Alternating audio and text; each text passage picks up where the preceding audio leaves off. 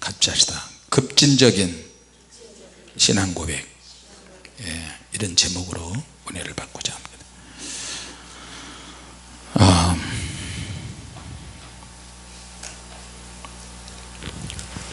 예수님께서 오병이어의 기적을 행하시고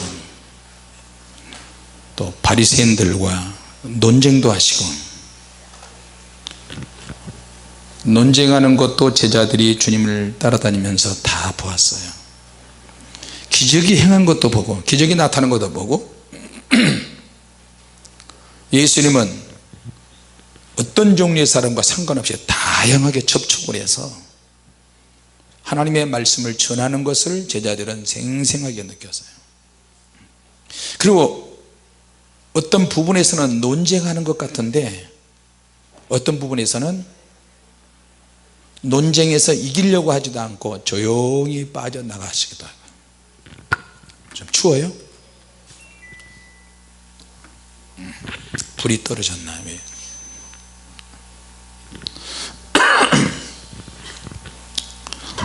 예수님 당시에 오랫동안 내려왔던 구약시대부터 이스라엘 백성에게 내려왔던 어떤 기본적인 말씀의 어떤 틀이 있었어요.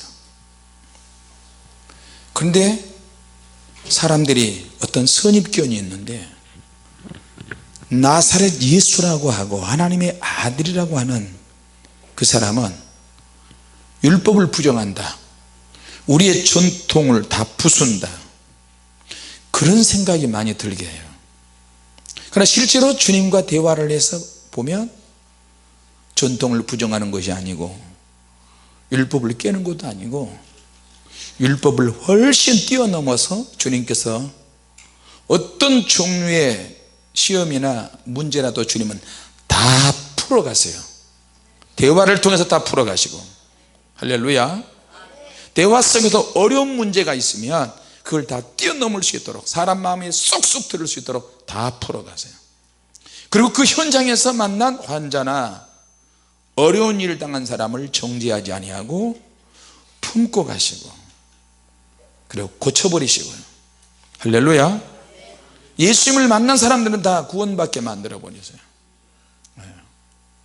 그리고 예수님은 언제 어디서 가르치시든지 어느 곳에 가든지 항상 새로운 어떤 패러다임을 소개를 하셨어요.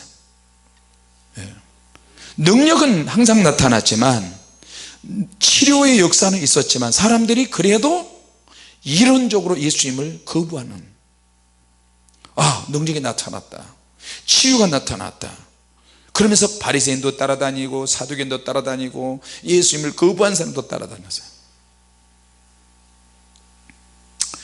자, 그러면서도 예수님은 기존 바리새인이나 사두개인이나 유대인들에게 거절을 당하시고 핍박을 당하셨어요. 왜 그런가? 사람들이 가지고 있는 어떤 패러다임이나 어떤 사고방식이 있는데, 구약에서 내려온 전통 방식이 있는데 예수님은 실제로 그것을 부수지는 않으셨어요. 오히려 예수님은 뛰어넘으셨어요. 할렐루야. 같이 합시다. 성령의 능력으로 자유하셨다. 그것을 제자들은 배워야 되는 거예요. 저와 여러분도 그것을 배워야 되고요. 할렐루야. 모든 교회가 예수님의 말씀을 배우고 예수님이 가르치는 말씀대로 순종하고 따라가려고 합니다. 그러나 잘 안 되는 것이 있어요. 그 잘 안 되는 것이 있는데 그것은 뭐냐면 예수 이름으로 능력을 행하는 거, 예수 이름으로 기도를 하는 거, 어둠의 영과 싸워서 그 영을 부수는 그런 일들은 영적 사역, 능력 사역 이런 쪽으로는 잘 되지 않았어요. 왜냐하면 그런 능력의 사역들은 배워서 이론적으로 말씀만을 배워서 되는 게 아니고, 말씀이 현장에서 능력으로, 치유로, 병 고침으로, 귀신 쫓음으로, 마귀를 대적함으로 나타나야 되는데, 거기에는 하나님의 능력이 있어야 되는 거예요. 근데 이 하나님의 능력이 어떻게 오느냐? 기도해야 오는 거예요. 하나님의 능력이 충만해지려면 예수님께서는 성령님을 소개하셨어요. 또 다른 복음 위에다가 새로운 패러다임을 소개하셨는데 그분은 바로 성령님이세요. 아버지와 아들의 이름으로 오실 성령, 그분이 중요하다. 그분의 힘을 얻는 것이 중요하다. 그래서 예수님은 항상 밤이 되면 한 작은 들로 나가서 기도하시고 산에 가서 기도하셨어요. 할렐루야. 네. 자, 그러면 사물에 대한 이론이나 어떤 틀이나 그 구조를 우리는 패러다임이라고 하는데, 이것을 뛰어넘을 수 있는 것이 뭐냐? 어떤 인식의 변화가 있어야 돼요. 인식의 변화가 되려면 또 다른 영역에 하나님의 능력이 내게 들어와서 내 영과 혼과 육체에 하나님의 기름 부음과 임재가 능력이 주어져야 자유해 줄 수 있어요. 믿음의 여유가 생깁니다. 할렐루야. 모범적인 답안을 가지고 살았는데 항상 이거다 이것만 알고 살았는데, 하나님의 능력이 외부에서 자유한 영역에, 영적인 영역에서 하나님의 능력이 나에게 공급이 되니까, 그 능력을 받으니까 폭넓은 사고가 만들어지고요, 대화가 아주 부드러워지고 은혜스러워지고 모든 사람의 문제를 다 풀어버릴 수 있는 은혜가 생깁니다. 왜 이렇게 덥지? 안 덥습니까? 자, 그러면서 예수님께서 항상 은혜가 넘치시고 능력이 많으셨는데, 그 예수님께서 제자들의 수준이 아직 밑바닥이에요.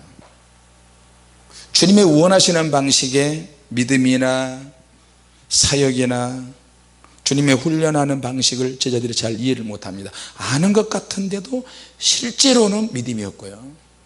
그래서 주님께서는 제자들을 늘 다그치시기도 하고 부드럽게 하기도 하고, 그 중에 좀 믿음이 제일 좋았던 베드로 같은 경우는 책망도 받고.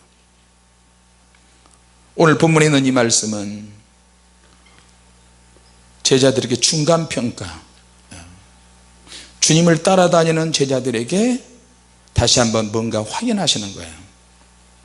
사람들이 나를 누구라고 하느냐? 더러는 선자 중에 하나, 에레미야, 뭐 이런 엘리야, 세리요한, 그렇게 생각을 합니다. 나를 그렇게 생각한단 말이지? 그러면 너희들은 나를 어떻게 생각하느냐? 예수님의 질문은 때로는 굉장히 제자들이 미처 생각할 겨를도 없이 질문을 던지실 때가 많아요. 어떨 때는 하나씩 차근차근 가르쳐 주시고, 이렇게 해라, 이렇게 해야 한다, 그렇게 하는 방식을 취하시는데, 갑자기 제자들에게 질문을 하시는 거예요. 어떨 때는 급진적인 행동을 하실 때가 많아요. 제자들이 상상을 못해요. 갑자기 바람과 풍랑이 많이 일어나는데 바닷물을 밟고 오시지를 않나, 바닷물이 배에 가득하게 되었는데 예수님은 배고물에서 주무시지를 않나. 제자들의 상태를 보는 거예요. 심리적인 상태, 영적인 상태, 믿음의 내용이, 어떤 믿음의 내용이 채워지고 있는지 주님은 다 보시는 거예요.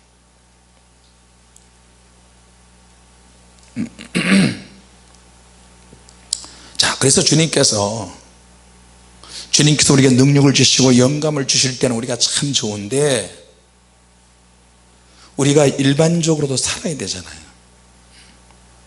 그럴 때는 또 그것까지도 주님께서도 보세요. 자녀가 부모가 원하는 대로 성장이 되어주면 참 좋겠는데 성장이 되어주지 못하고 가끔씩 대들리기도 하고 꼬장부리고 말도 안 듣고 매맞을 짓을 하고요, 한쪽 귀퉁이에 서가지고 학교도 안 가고, 오히려 막 대들고 달라들고 그럴 때가 있어요. 그럴 때 부모가 막 부모 입맛에 길들여지면 참 좋은데, 자녀가 그러지 않거든. 자기가 하고 싶은 것이 있는 거예요.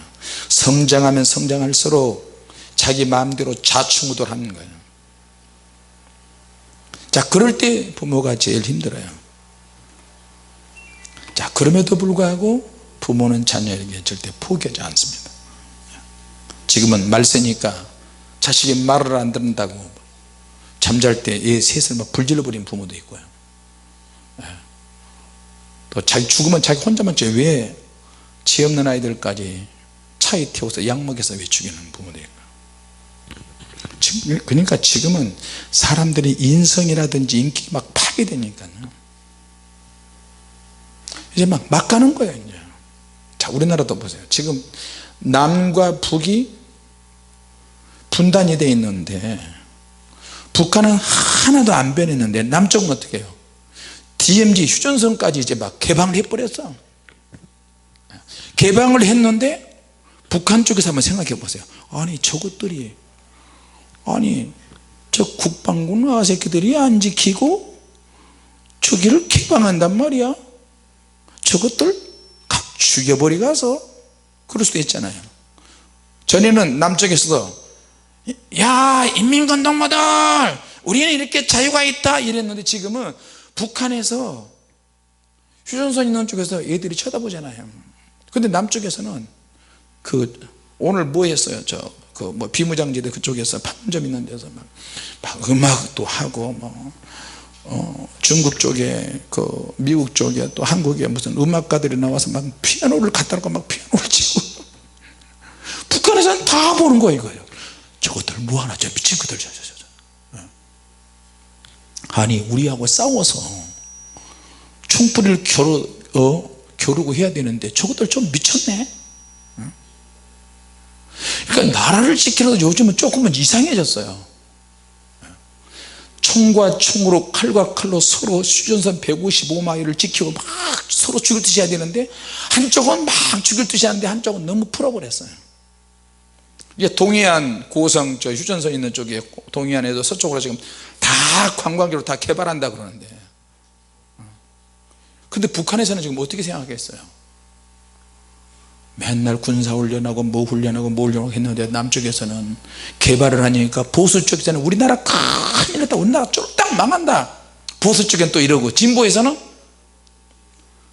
아무리 북한에서 막 총칼 들고 뭐 대포를 준비하고 해도 남쪽에서 우리는 이렇게 자유로운 나라다 이렇게 해버리니까 북한 인민군들이 혼선이 올 것 같아요. 좋게 말하면 혼선이 올 것 같아.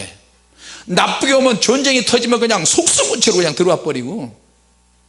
그러니까 일장일단이 있어요. 어떤 쪽에서는 보수가 맞는 것 같고 어떤 면에서는 진보가 맞는 것 같고. 그러니까 탈북자 동포들은 불안한 거예요. 이제 이게 휴전선을 지켜야 되는데 군인들을 다 후방으로 빼버리고. 근데 전쟁이 일어나면 북한 전쟁할 힘을 잃어버릴 정도로 돈이 많이 들어간대요. 돈도 없고. 그리고 전쟁이 일어나면 남쪽에서 이미 남쪽 문화가 북한으로 다 들어갔어요. 남쪽에서 뭐 드라마 만들고 뭐 K-팝이다 뭐 북한에 있는 인민들이 다 그걸 알고 있고요. 나는 보수도 아니고 진보도 아닌데 가만히 보면 보수 쪽도 공감이 가겠는가. 한쪽만 보면 우리나라를 우리가 지키자 막 태극기 흔들리고 그러잖아요. 또 진보 쪽에서 가만히 보면 북한이 전쟁을 준비하고 뭐 아무리 해도 국력이 약하니까 힘을 제대로 쓸 수가 없고 기름이 없으니까 전쟁할 훈련도 안 되고. 북한 보면 기름이 없어 가지고요 기름을 나름대로 비축을 해놔지만 기름이 없어 가지고 조종사들도 뭐 또 해가지고 모형 비행기로만 이렇게 설명하는 게 훈련이래. 모형 비행기. 또 포를 쏴도 남쪽으로는 못 쏘고 동해안이나 서해안이나 공해상으로 포 쏘고 막 이러잖아요.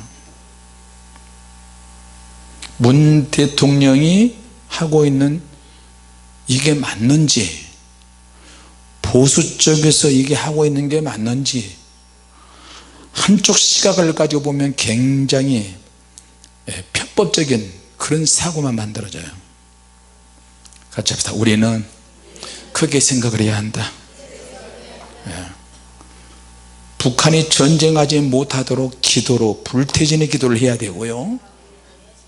보수 쪽에 누가 나와서 너무 극단적으로 오른쪽으로 몰아가 가지고 남북에 서로 또 총 쏘고 간첩 보내고 또 대포 쏘고 서로 이렇게 극과 극으로 가면 또 위험해지고요. 그렇다고 또 진보적으로 너무 또 이걸 또 풀어버리면 또 위험해지고, 지금 목회자들을 보수 쪽으로 몰아가는 그런 세력들이 있잖아요. 그런다고 해서 이 나라가 어떻게 되는 것은 아니지만, 그래도 하나님은 미국이라고 하는 이 나라를 통해서 초강대국, 우리나라의 우방에 있는 이 나라를 통해서 남쪽 문 대통령이나 지금 정권이 북한에 일방적으로 퍼주지 않도록 지금 그들을 통해서, 미국이라는 이 정권을 통해서 제재를 하고 있는 것이 감사해요. 그렇잖아요. 자칫 잘못 핵 개발을 막 더하게 만들어. 어떤 변수가 생겨서, 지금 여러분 보세요. 김일성이가 죽으면 통일된 줄 알았어요. 그러니까 더 강력한 핍박자 김정일이가 나왔어요. 김정일이가 갑자기 죽으면 통일될 것 막 가슴이 난다. 나 김정일이 죽을 때 나 가슴이 얼마나 흥분했는지 몰라요. 심장이 막 벌렁벌렁. 김정일이 죽었을 때 나 미국에서 집회하고 있을 때인가, 북한에서 쿠데타가 일어나 가지고 북한의 쿠데타 세력이 남쪽으로 왔대야. 남쪽으로 왔대. 이런 유언비가 막 쫙 퍼지니까 막 심장이 벌렁벌렁거리고, 막 곧 통일되겠다, 곧 통일되겠다, 이런 생각이 들더라고요. 근데 김정은이가 딱 나타나잖아요. 김정은이가 푸틴하고 대화하면서 말하는데도 호흡이 막 차가지고 이렇게 하는데, 저거 얼마 못 가다 죽겠다. 근데 김정은이가 죽으면 어떻게 해요? 그때는 북한이 내전이 일어날 가능성이 많은 거예요. 또 누가 또 나올지도 몰라요. 정치적인 이야기를 하는 것은 아니지. 지금 우리나라 정세가 지금 그렇잖아요. 그래도 너무 보수 쪽으로 가지 않고, 극보수로 가지 않고, 너무 진보 쪽으로 가지 않고, 하나님은 우리나라를, 미국을 통해서, 일본을 통해서, 중국과 러시아를 통해서 우리나라를, 가운데 사이에 끼인 우리나라를 딱 부여잡고 뭔가를 지금 이끄시는 것 같아요. 그게 제일 정답이에요. 그래서 우리는 보수도 진보도 아닌 가운데 하나님이 우리나라를 어떻게 사용하실 것이냐, 그걸 놓고 기도하는 거예요. 자, 지금 성경으로 돌아가면 예수님께서 굉장히 보수라고 하는 구약의 전통적인 율법으로 패러다임을 조성해서 그 안에 삶의 구조 속에서 있는 이스라엘 모든 사람들에게 새로운 하나님의 복음을 가져오신 거예요. 그렇게 보자면 예수님이 굉장한 진보자예요. 그런데 진보는 진보인데 그냥 진보가 아니고 하나님의 능력에 의해서, 성령의 방법과 하나님의 뜻과 계시에 의해서 사람들을 막 고쳐나가시는 거예요. 병 고칠 거 고치고, 죄 지은 사람 현장에서 있는 돌에 맞아 죽을 여자를 자유하게 풀어버리고, 할렐루야. 생각 속에, 심리 속에 있는 그 죄의 근본적인 문제를 끄집어내서 누구든지 죄 없는 사람의 돌로 차라고 말씀하세요. 자, 그러면서 제자들이 그것을 다 보는 거예요. 아, 이럴 때는 예수님이 이렇게 하시고, 저럴 때는 저렇게 하시고, 보수하고 말다툼하고 싸우실 때는 예수님이 이런 방식으로 하시고, 진보 쪽에서는 또 주님이 이렇게 하셨네. 주님은 하늘나라의 복음을 가지고 와서 이곳저곳을 뛰어들면서 넘나들면서 주님이 말씀을 전하셨어요. 할렐루야. 자, 그러면서 하나님 아버지께서 아들이신 예수님께 다 맡겼다. 그것이 하나님의 복음이라는 거예요. 구원의 복음. 믿습니까? 자, 그러면 예수님께서 원하시는 12제자를 선택을 했는데, 이 12제자들에게서 참으로 깝깝하고 답답한 성장이 빨리빨리 이루어지지 않는 거예요. 왜? 저마다 자란 환경이 다 틀리고, 결정적일 때 자기 인생의 중반기에 주님을 만났어요. 그때부터 주님을 탁 의지하는 법을 배워야 되는데, 제자들도 주님이 능력을 행할 때는 믿어지는데 일반적인 말씀을 할 때는 잘 안 믿어지는 경향이 있었어요. 근데 주님께서 이제 3년 반이 지나면 십자가에 잡혀서 십자가에 매달려 죽으셔야 되는 이걸 자꾸 이야기하니까 제자들이 혼란이 오는 거예요. 혼란이 와. 그래서 주님께서는 이 혼란스러운 것을 평정시키시고 하나님의 능력과 은혜로 해나가시는데 그것은 기도하시는 방법이 중요했어요. 그래서 기도해야 한다. 여러분 혼란스러울 때는 하나님 앞에 항상 기도하세요. 기도하면 정리가 돼요. 영적으로 정리가 되고 생활적으로 정리가 돼서 현실적으로 내가 어떻게 처신해야 될지 주님이 역사하시고 이끌어 줄 줄로 믿습니다. 할렐루야. 기도 괜히 하는 거 아니에요.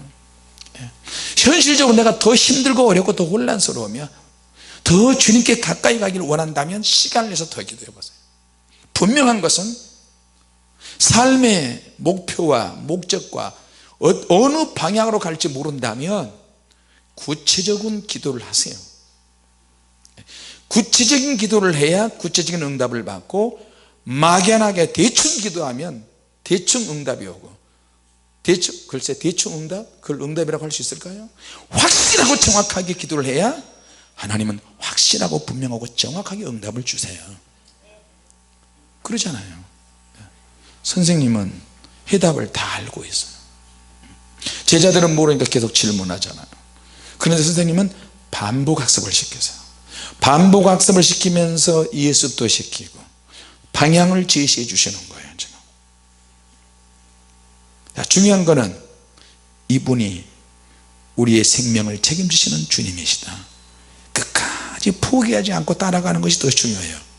그래서 제자들은 주님을 따라갈 때 사역 중반기에 예수님이 제자에게 질문을 했어요. 사람들이 나를 누구라고 말하느냐? 유명한 선지자라고 합니다. 그래? 그러면 너희들은 나를 누구라고 하느냐? 그러니까 순간이지만 하나님의 능력이 확 임해서 베드로가 저는 그리스도이시오 살아계신 하나님의 아들이십니다. 이렇게 멋진 대답을 하는 거예요. 베드로가 하나님의 능력이 순간적으로 자기에게 임해서 대답했다는 사실을 모를 정도로 하나님의 영이 임하신 거예요. 중요한 것은 이거예요. 하나님의 영이 내게 임하실 때 느끼는 경우가 있고 내가 느끼지 못하는 경우가 있다. 감각적으로 바로바로 이야기한 것 같은데 예수님은 하셨단 말이에요. 왜? 늘 기도하시니까. 바요나 시몬아 내가 보겠도다. 이것을 알게 하는 이는 내가 아니다. 내가 믿음이 있어서 한 대답이 아니지만 하나님의 능력이 임해서 내가 이렇게 대답한 것이다. 영적으로 왜 이런 대답이 베드로 입에서 나오는지 주님은 확인시켜 주시는 거예요. 할렐루야. 자, 기도가 이렇게 무서워요. 기도가 무서워. 그래도 다른 지자들 중에서 대답할 수 있었는데 베드로가 항상 주님의 말씀에 뛰어들 준비를 하는 거예요. 즉흥적이든 어떻든 간에 주님의 마음에 굉장히 답답함이 있었는데 주님께서 원하는 대답을 하는 제자가 있었다는 거예요. 와우, 내가 주님이 원하는 대답을 할 수 있고 주님이 원하시는 믿음을 가지고 있고 주님이 원하시는 행동을 할 수 있다는 거예요. 내가 생각을 하고 말을 하고 움직이지만 이것이 주님이 원하시는 것인지 내가 내 자유로 움직이는 것인지 우리가 이것을 깨닫는다면 얼마나 좋겠어요.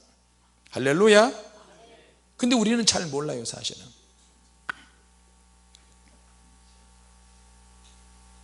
사람들이 나를 누구라고 하느냐? 제자들은 쉽게 하는 대답은 관심이 없어요. 주님은 관심이 없어요. 나는 너에게 그런 대답을 원하는 게 아니다. 사람들이 나를 누구라고 하느냐? 그럴 때 얼른 사람들이 나를 누구라고 하느냐? 그런 류의 대답은 주님을 기쁘시게 할 수 없어요. 여기서 그 다음을 우리는 항상 생각을 해야 돼요. 그 다음에는 주님이 물어볼 건 직접적으로 물어보시는 거예요. 나에게 너희 나라에 이런 사건이 생겼어. 너희 교회에 이런 문제가 급한 문제가 생겼어. 너는 이것을 어떻게 생각하느냐? 그럴 때는 내가 기도해야죠. 막연하게 대답할 수밖에 없어요. 근데 그 다음 대답은 주님은 너는 어떻게 생각하느냐, 너는 동참하겠느냐, 너는 어떻게 기도하고 있느냐, 이렇게 물어보실 수도 있어요. 이해가 되십니까? 너희 나라에 산불이 이렇게 막 번져가는데 수많은 이재민들이 막 나오죠, 강원도에. 근데 돈 많은 너희들은 뭐하느냐, 부자들은 안 움직여. 그런데 운동선수가 1,000만 원도 내놓고 5천만 원도 내놓고 1억도 내놓고 그런 운동선수 있잖아요. 일반적인 이야기지만 열심히 운동해서 내가 최선을 다해서 운동했는데 가진 것이 있으니까 고국에서 들려오는 소식들 들어보니까, 외국에서 운동선수 돈 많이 버는 선수들 보니까 산불이 나고요. 여러분 외국에 가서 보니까 한국 인터넷, 한국 TV, 한국 뉴스 이거 보고 싶은데 안 되는 거예요. 그러니까 인터넷 뉴스로만 계속 보는 거예요. 미국이 아무리 좋아도, 유럽이 아무리 멋진 풍경 뭐 있어도 나는 한국 사람이고 고국에서 들려오는 소리를 듣고 싶잖아요. 그럴 때 일반적인 사람도 그런 감동을 받으라니까. 돈이, 물질의 여유가 있으니까 어려운 사람들 위해서 톡톡 내놓는 거예요. 그걸 보면서 그것도 일반적인 하나님의 은혜도 있어야 되겠다. 할렐루야. 네. 그러니까 항상 우리는 그 다음을 생각해야 돼요. 너에게 이런 문제가 있는데 사람들이 이걸 어떻게 생각할까? 너 집의 식구들이, 제가 어제 교회 문제로 스트레스가, 매일매일 스트레스를 너무 많이 받으니까 집에서도 지하에서도 기도해도 이게 이 마음이 진정이 안 돼요. 근데 우리 딸한테, 여기 여러분 중부기도 하실 때 저 안에 목양실 안에서 제가 혼자서 좀 답답해서 막 기도하고 있었어요. 아무도 안 보는 데서는 막 엎드려서 막 바닥을 치면서 아이고 주님 어떡해. 왜냐하면 제가 그래도 주님의 교회 담임 목사잖아요. 제가 리더고 제가 지도자잖아요. 내가 성도들한테 어떤 비전을 제시해주고 앞길을, 진로를 정해서 믿음으로 밀고 막 나가야 되는데, 그래야 성도들이 따라오는데 지금 너무 캄캄하잖아요. 우리가 정말로 마음에 드는 교회의 장소는 하나 있는데 가진 게 없으니까, 그럼 매사가 진행되고 지금 사방으로 막히고 이런 일만 있는 거예요. 그러니까 사방팔방에 다 막혀서 위로만 뚫려 있으니까 하나님께 그다음에 눈물이 이제 범벅이돼서 딱 나오는데, 주은 전도사가, 우리 딸이 어제 여기서 막 기도하고 잠깐 화장실 간다고 목양실에 있는데 거기서 주은아 여기 앉아봐, 너 하나님 은혜가 있지, 많은 은사 다 받았지, 뭐 계시하고 투시하고 영분별하고 뭐하고 다 하지, 주님이 뭐라고 그러시느냐, 그렇게 안 물어봤어요. 혹시 주님으로부터 받은 거 있냐 물어보고, 아니에요 아빠. 그런데 내가 그랬어요. 주은아, 너 아빠가 무능해 보이지? 너가 볼 때 내가 얼마나 무능해 보이냐? 그 많은 시간들 다 까먹고 이제 5월 1일부터 이제 1층에 여기 밤에 철학에도 오지 못해 문 잠근다고 하는데, 내가 무능해 보이지? 그래. 나는 진짜 아빠 진짜 무능해 그럴 줄 알았는데 나한테 힘이 되는 소리예요. 아니 아빠 위대해 보여요, 멋져요. 그래요. 내가 멋질 게 뭐가 있냐. 또 요셉 전사가 또 느껴봤어요. 야 아빠가 무능해 보이지? 야, 아니요, 난 항상 기대를 하고 있어요. 목사님이 하는 일에 기대를 하고 있어요. 왜? 그렇게 살아왔잖아요. 결정적일 때 아빠의 기도를 듣고 하나님이 한 방을 주셨잖아요. 나는 그것을 믿어요. 그러는 거예요. 그런 말 들어도 불안해. 항상 슬아슬아해요. 아슬아슬해요. 그래, 말해도 고맙다. 그리고 이제 중보도 끝나고 사역 다 끝나고 우리 청년들이 또 있어서 근혁이도 있고 청년회 회장도 있고 좋은 전사님 있고 내가 그래, 야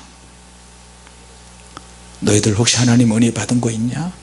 같이 은혜 좀 나누자.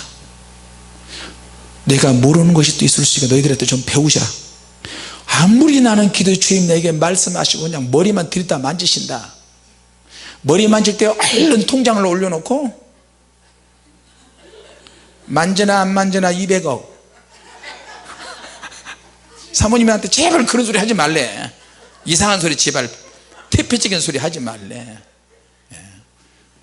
우리 교회 근처에 항상 그런 곳이 있어서 어떻게 다양하게 써먹어요. 주님 지금 머리를 뒤통수를 만지고 계시는데 이건 만지면 200억 300억짜리예요 만지나 안 만지나 300억은 주셔야 된다니까. 그때 LA 주님에게 주목사님 이제 내 설교를 듣고 전화가 막 목사님 제발 그 이야기는 안 하실 수 없어요. 그래요. 뭐가 어때서 우리가 뭐 이상하게 생각하는 것도 아닌데요. 어제 그 우리 청년부 회장이 기도를 막 하는데 갑자기 막 자기 방언이 통역이 되더래요. 통역이. 오, 할렐루야. 아멘도 세게 안 하네. 통역 안 받으려고. 남 통역 은사 받은 거 부러우시죠? 우리 솔로몬이 목사님 나도 깜짝 놀랐어요. 그건 처음이에요. 막 방언을 하는데 단어가 한국말로 하나씩 나오더래. 내가 우리 사모님한테 통역 은사 받도록 처음에 시도할 때 입에서 내가 그렇게 터졌거든요. 막 방언을 하는데 주님 통역이 도대체 어떤 은사입니까? 통역 은사를 좀 주십시오. 아이고 답답합니다. 아이고. 그랬더니 방언을 막 30분 정도 막 하는데 한국말로 갑자기 입에서. 그리고 또 막 하는데 또 우리 한 글자에서 두 글자로 두 단어에서 세 글자로 그러면서 단어가 막 귀로 들리고 만들어지기 시작하는 거예요. 우리는 또 방언을 막 하면 하나님이 막 방언하면 또 나와 막 하면 함께 하신다. 이렇게 방언이 통역이 되기 시작해요. 할렐루야. 그래서 막 자기가 나중에 이렇게 막 문장으로 나오니까 솔로몬이 굉장히 솔로몬 임금님이 신통했나 봐. 하녀들 궁녀들은 내버려두고 이제 하나님께 맡기도록. 그래서 기도를 막 하는데 통역이 조금씩 되면서 그때 자기가 그런 경험을 처음 했다면 주님께 물어봤다는 거예요. 주님 우리 교회는요 지금 어떻게 되시겠습니까? 어떻게 되겠습니까? 주님 우리 주님의 교회. 근데 주님께서 이거는 너희들의 일이 아니고 나의 일이니라. 주님이 그렇게 말씀하셨다는 거예요. 나 오늘 하루 종일 그 말씀 듣고요 내가 마음이 막 은혜가 되고 위로가 되는 거예요. 그렇지 이거는 내 일이 아니야. 주님의 일이야. 주님의 교회에서 철야기도 하는데 밑에서 문을 잠궈버리면 우리 영업을 어떻게 해? 영업 비밀이 있어야 되는데 전국에서 성도들이 오는데 밑에서 잠궈버리면 어떻게 해? 그러면 경비실로 계단 오락내리고 우층까지 오락내려가고 하루 종일. 그러나 우리 딸 좋은 사제 또 이야기하세요. 너는 어땠냐 그랬더니 강대상에서 막 어제 기도하다가 풀이 죽어가지고 고개를 쳐박고 있었대요. 강대상을 좀. 그랬더니 갑자기 옆에서 누가 방언 기도를 하더래요. 이거 누가 방언 기도하는데 누구 소리가 들리지? 순간적으로 딱 보니까 주님께서 오른쪽에 앉아서 계속 막 방언을 하시더라는 거예요. 방언을. 아버지여 응답하시옵소서. 아버지여 주시옵소서. 아버지여 역사하시옵소서. 아버지여. 그리고 깜짝 놀라 내가 지치고 힘들어 하니까 주님께서 우리를 위해서 기도하고 계시네. 이건 내 일이 아니고 주님의 일이고, 주님이 우리를 위해서 하나님 보좌 우편에서 기도하고 계시고 현장에서 나타나서 우리가 지치고 힘드니까. 나는 그때 안에 들어가서 눈물로 막 바닥을 치고 그렇게 막 신세한탄하면서 기도하고 있었거든. 주님, 이거 이번에 해주시면 당분간 나 물질 달라고 하지 않을게요. 당분간 절대 내가 물질 달라고 하지 않을 거야 이제. 그리고 거기에 400~500평밖에 안 되는데 건물이 이미 통째로 다 지어지고 통으로 매매를 한다고 내놓는데 들어오는 사람이 세 군데가 들어오려고, 그것을 잡으려고 병원에서 그 외국어 학교에서 그거 들어오려고 했는데 캔슬되고 안 됐어요. 그거 우리 겁니다 주님. 아멘 합시다.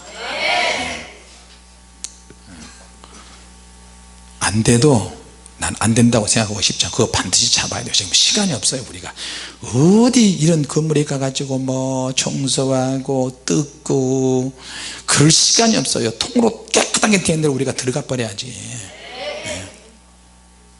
그래서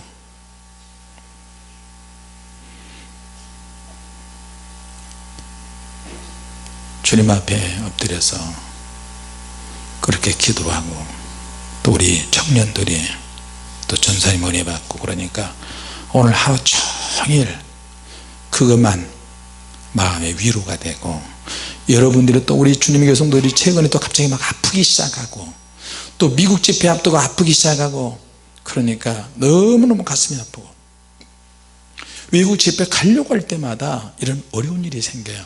코너에 몰려서 사단이 할 수만 있으면 꿈속에서라도 괴롭힌다니까요. 자, 그래서 그럼에도 불구하고 우리는 기도로 전진한다. 할렐루야. 네. 자, 여러분, 사람들이 누구라고 대답하느냐 이런 말은 주님은 관심이 없어서요. 하나님의 자녀들이 주님은 그리스도시요 살아계신 하나님의 아들이십니다, 그렇게 고백하는 걸 주님은 좋아하세요.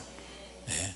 주님이 원하시는 것은 그런 거야. 주는 그리스도시요 살아계신 하나님의 아들이십니다.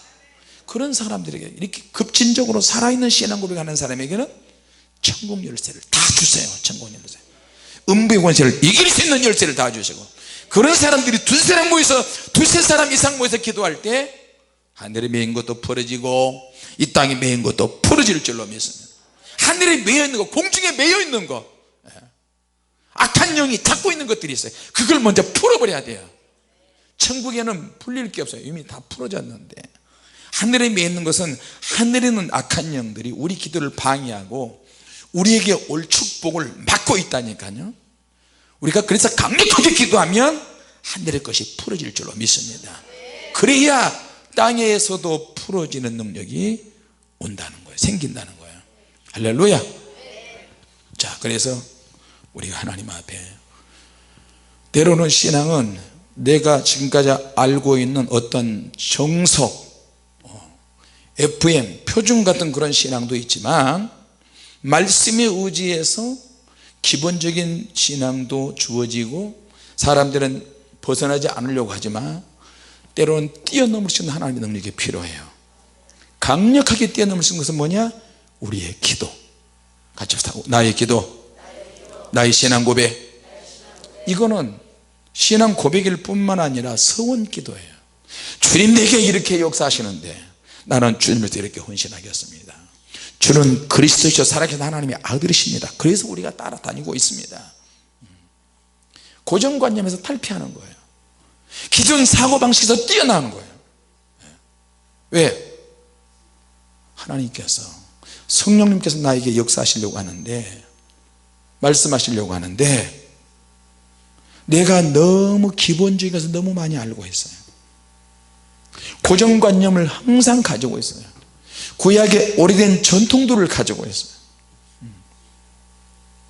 자, 그럼에도 불구하고 베드로는 그걸 뛰어넘을 수 있는 신앙 고백을 했다는 거예요. 할렐루야. 그러나 그 신앙 고백을 했다 할지라도 여전히 베드로는 고정관념 속에 또 다시 있고요, 전통 속에서 복음을 전하기도 해요. 자, 베드로보다도 더 강력한 전통과 율법을 고수하는 사람, 한 사람, 아직 주님을 만나지 못한 사람, 부활 후 성령 사건 후 예수님을 끝없이 핍박했던 사울이 바울로 바꾸죠.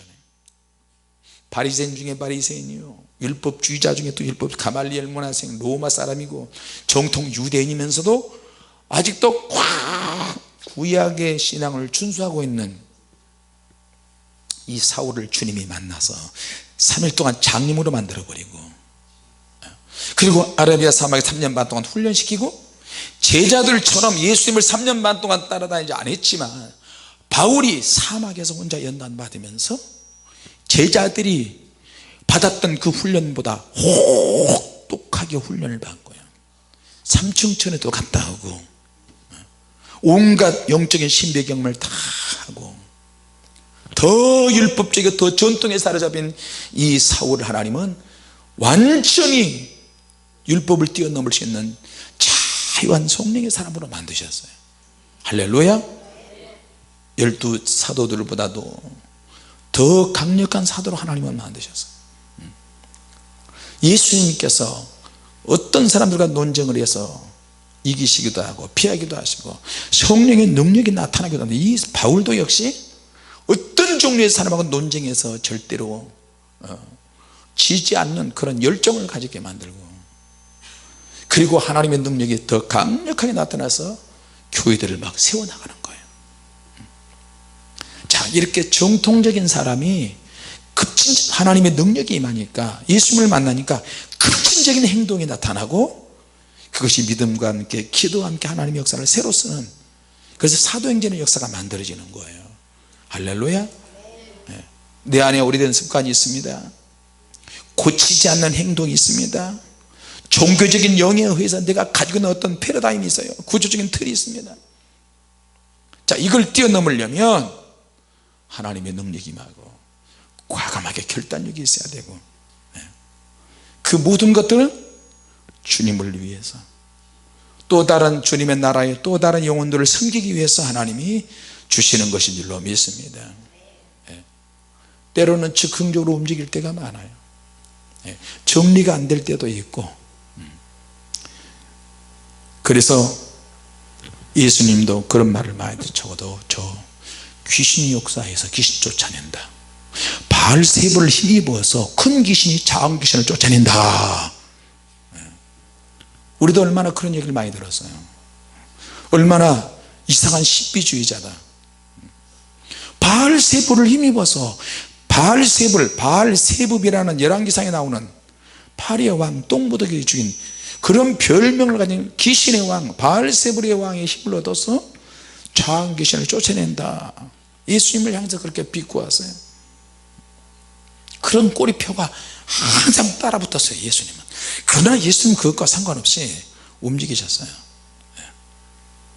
아주 예수님은 혁명적인, 아주 개혁적인 주님의 말씀과 주님의 능력, 예수님은 어디에서 가르치시든지 간에 새로운 하나님의 능력과 새로운 하나님의 복음을 가지고 제자들이 보는 앞에서 모든 사람에게 가르치셨어요. 할렐루야. 자, 그러니까 그 모든 것들은 어떻게 가능했느냐, 강력한 하나님의 성령의 사람이 예수님이셨고, 예수님은 항상 하나님께 엎드려서 기도해서 그런 음부의 권세가 들어오지 못하도록 하나님은 항상 예수님께 역사하시고 예수님의 성령의 능력에 의지하시고, 그리고 제자들이 그렇게 가르쳤어요. 자, 우리는 영적인 능력을 사모하고, 그리고 하나님의 말씀이 임재와 기름 부음이 시작이 되고, 그런 것들을 받아들이고 지금 주님의 교회 성도들이 하고 있는데, 그러니까 사단에게 더 쉽게 공격을 받습니다. 더 많은 시험이, 우리가 타겟이 돼서 더 많은 시험이 오고요, 내가 가지고 있는 믿음에 대해서 더 공격을 더 받습니다. 그리스도인들에게서도, 이해를 못한 사람들에게서, 교리적인 사람에게서, 신학을 하는 사람에게서, 정통 교회들에게서 공격을 더 받습니다. 그것뿐 아닙니다. 사단이 우리를 더 공격한다는 거예요. 그래도 우리는 성령의 능력에 힘입어서 음부의 권세를 이기고 깰 수 있는 능력이 있다는 것을 기억하시기 바랍니다. 할렐루야. 오늘 그런 능력을 다 받도록 기도하시기 바랍니다. 기도하겠습니다. 하나님 아버지, 은혜를 감사합니다.